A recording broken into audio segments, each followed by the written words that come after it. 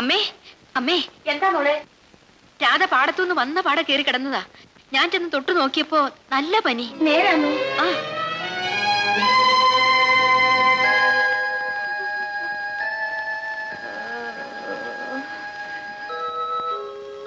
അയ്യോ, നല്ല തീ പോലുള്ള പനിയുണ്ടല്ലോ മോളെ. ആ പുറപ്പിങ്ങെടുത്തേ.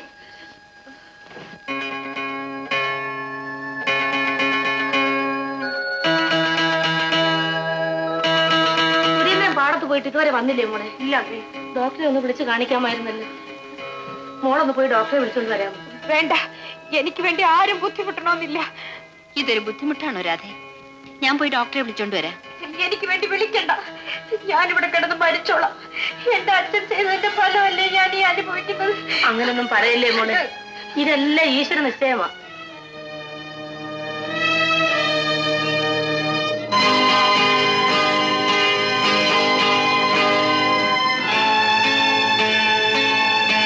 എന്തിനാണ് ഒളിഞ്ഞും പതിഞ്ഞും ഒക്കെ വരുന്നത്? മകളെ കാണാനാണെങ്കിൽ നേരെ അകത്തേക്ക് പോകും. പണം കുറവാണെങ്കിലും ഇവിടെ മനുഷ്യരാണുള്ളത്, ഹൃദയമുള്ള മനുഷ്യർ.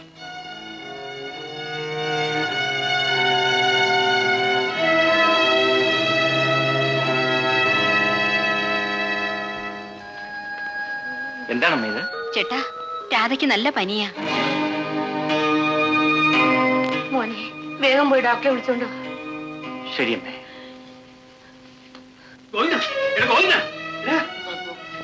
രാധയ്ക്ക് തീരെ സുഖമില്ല. എന്റെ ദൈവമേ, ആ കുഞ്ഞിനെ നരകത്തിൽ കൊണ്ടുവന്നിട്ട് കൊല്ലുകയുള്ളൂ. നീ വേഗം ഡോക്ടറെ വിളിച്ചോണ്ട് കാണിച്ചേ.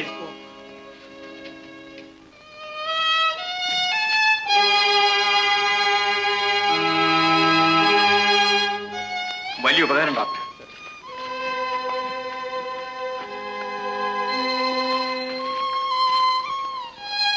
വരണം ഡോക്ടർ. എവിടെ പോകുന്നു? രാധ കുഞ്ഞിനെ നോക്കാൻ. രാധയെ ഡോക്ടർ പരിശോധിച്ചു, മരുന്നും കൊടുത്തു. ഇത് കുറുപ്പദ്ദേഹത്തിന്റെ കുടുംബ ഡോക്ടറാണ്. ആരായിരുന്നാലും ഇപ്പൊ ആവശ്യമില്ല. ഇവൻ പറയുന്ന കാര്യമാക്കണ്ട. ഡോക്ടർ വേണ്ടെന്നല്ലേ പറഞ്ഞത്? കുറുപ്പദ്ദേഹത്തിന്റെ മകളെ ചികിത്സിക്കണ്ടെന്ന് പറയാൻ നീ ആരാടാ? കുറുപ്പദ്ദേഹത്തിന്റെ മകൾ ഇപ്പൊ എന്റെ ഭാര്യയാണ്. അവൾക്ക് രോഗം വന്നാൽ ചികിത്സിപ്പിക്കാൻ എനിക്കറിയാം. അതിനാരുടെയും കാരണം എനിക്ക് ആവശ്യമില്ല. അറിഞ്ഞോട് എന്തിനാ വെറുതെ വാശി പിടിക്കുന്നത്? ഡോക്ടർ വന്നു, പരിശോധിച്ചു, മരുന്നും കൊടുത്തു. ഇനി ഞാൻ പൊക്കോളാം. ഇവൻ കൊണ്ടുവന്ന് തല്ലിപ്പൊളി ഡോക്ടറായിരിക്കും. പനി കൂടത്തേ ഉള്ളൂ. കൂടുന്നെങ്കിൽ കൂടട്ടെ, ഞാൻ നോക്കിക്കൊള്ളാം. വരണം. അച്ഛാ, വീട്ടിലോട്ടൊന്ന് കയറിയിട്ട് പോകണം. നീ എന്താണ് പറഞ്ഞത്? വീട്ടിലോട്ടൊന്ന് കേറിയിട്ട് പോണം? എന്റെ തന്ന വരുവാടാ.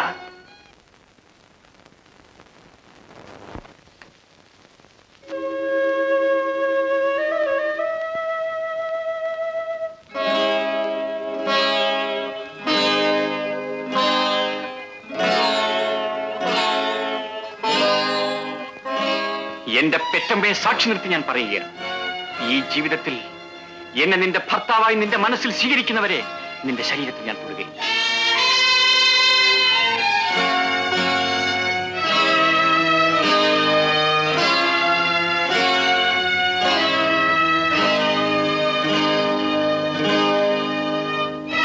ആ വീട്ടിലേക്ക് നീ പോകാത്തതിന്റെ കാര്യം എന്താണെന്ന് എനിക്കറിയാം. നിനക്ക് മറ്റാരുമായിട്ട് രഹസ്യ ബന്ധമുണ്ട്. ഞാനും എന്റെ ഭാര്യയും കൂടെ ഇറങ്ങാം. എനിക്കൊന്നും വയ്യ. ഇറങ്ങാൻ ഇറങ്ങാൻ.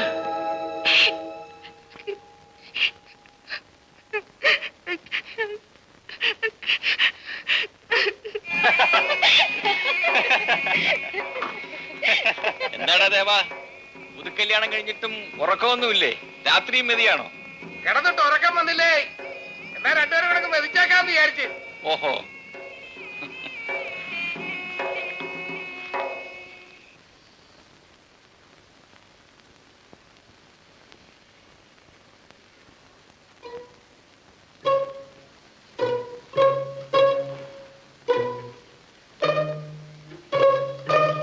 അമ്മേ അമ്മേ, എന്താ മോളെ? രാധയെ കാണുന്നില്ലല്ലോ. കാണുന്നില്ലേ? ഈ രാത്രിയിൽ എവിടെ പോകാനാ? സുരേന്ദ്രൻ കളത്തിൽ പോയിരിക്കല്ലേ? ഞാനൊന്ന് നോക്കട്ടെ അമ്മേ.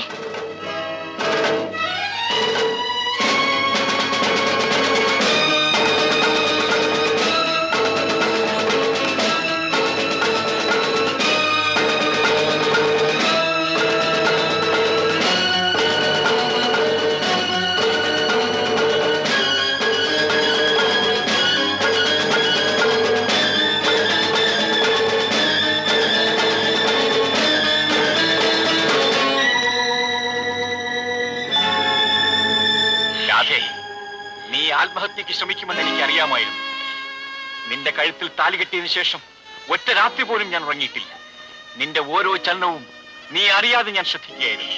എന്റെ ജീവിതം നശിപ്പിച്ച് നിങ്ങൾ എന്നെ മരിക്കാനെങ്കിലും അനുവദിക്കൂ. ഇല്ല, നീ നിന്റെ ജീവനേക്കാൾ വില കൽപ്പിച്ചിരിക്കുന്നത് നിന്റെ അഹങ്കാരത്തിനാണ്. അത് നിന്റെ രക്തത്തിൽ അലിഞ്ഞു ചേർന്നുപോയി. അതുകൊണ്ടാണ് എന്നെ തോൽപ്പിക്കാൻ വേണ്ടി ഞാനില്ലാതിരുന്ന ഈ സന്ദർഭത്തിൽ നീ ഈ തീരുമാനത്തിലെത്തിയത്. പക്ഷേ ഞാൻ ജീവിച്ചിരിക്കുമ്പോ നീ ആത്മഹത്യ ചെയ്യാമെന്ന് കരുതണ്ട. എന്നെ തടയാൻ നിങ്ങൾക്ക് എന്താ അവകാശം? ഞാൻ നിന്നെ താലി കെട്ടിയവനാണ്. പക്ഷെ ആദ്യ രാത്രി തന്നെ നീ എന്നെ നിരാകരിച്ചു. അതുകൊണ്ട് നിന്റെ ശരീരത്തിൽ സ്പർശിക്കുകയില്ലെന്ന് അന്ന് ഞാൻ സത്യം ചെയ്തു.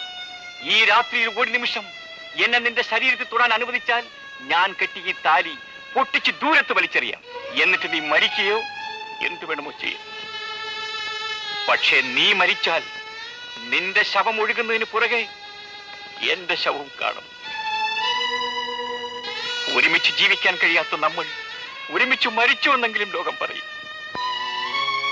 പണക്കാരിയായ നിന്നെ വിവാഹം കഴിച്ചു പോയതിന് എനിക്ക് അങ്ങനെയെങ്കിലും ആശ്വസിക്കാമല്ലോ. പണമുള്ള വീട്ടിൽ ജനിച്ചത് എന്റെ തെറ്റാണോ? പണക്കാരോടുള്ള പ്രതികാരം തീർക്കാൻ വേണ്ടി നിങ്ങൾ എന്റെ ജീവിതത്തെ ചവിട്ടി വീഴ്ചത്. ഞാനൊരു പെണ്ണാണെന്ന് പോലും നിങ്ങൾ കരുതിയില്ലല്ലോ. രാധേ, നീ എന്നെ മനസ്സിലാക്കി. നിന്നെ അനുസരണയുള്ള ഒരു പെണ്ണാക്കി മാറ്റിയെടുക്കാനാണ് ഞാൻ ശ്രമിച്ചത്.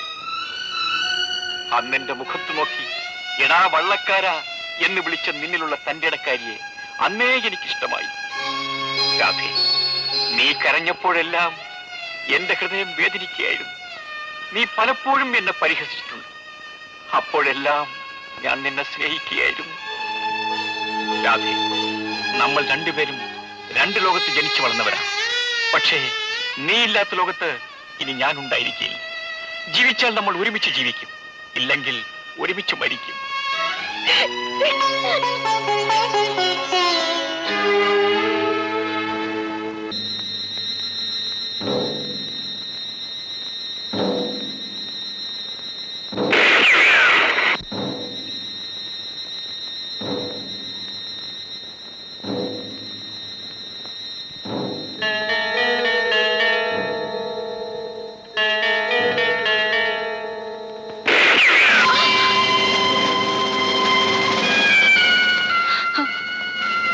ഓഹോ, നീയായിരുന്നു.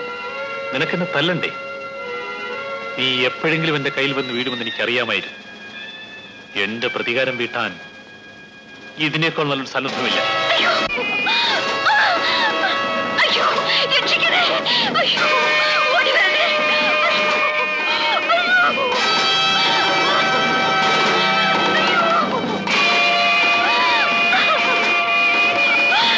അവളെ ഇറക്കി വിടാൻ.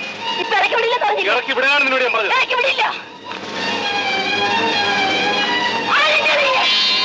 അത്രയ്ക്കായോ?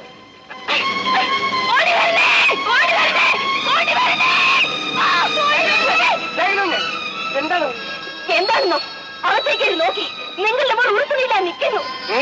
എന്റെ പെങ്ങളെ നശിപ്പിച്ചവനാണ് തന്റെ മകൻ. അതിന് അവന്റെ പെങ്ങളോട് തന്നെ ഞാൻ പകരം വീട്ടു. പകരം വിട്ടോ? നിന്റെ ചങ്കി ഞാൻ കടിച്ചെടുക്കുവാ പട്ടി. എന്ത് പറയോ?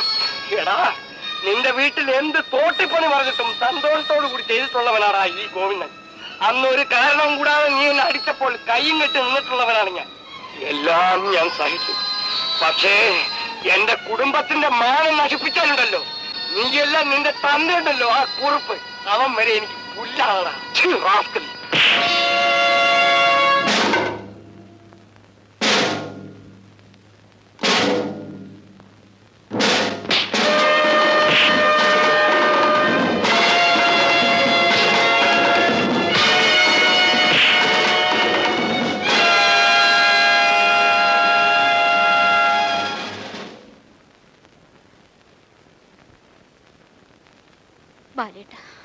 ശാന്തേ,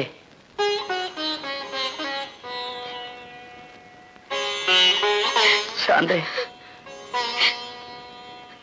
ശാന്തേ, എനിക്ക് മാപ്പ് തരൂ ശാന്തേ.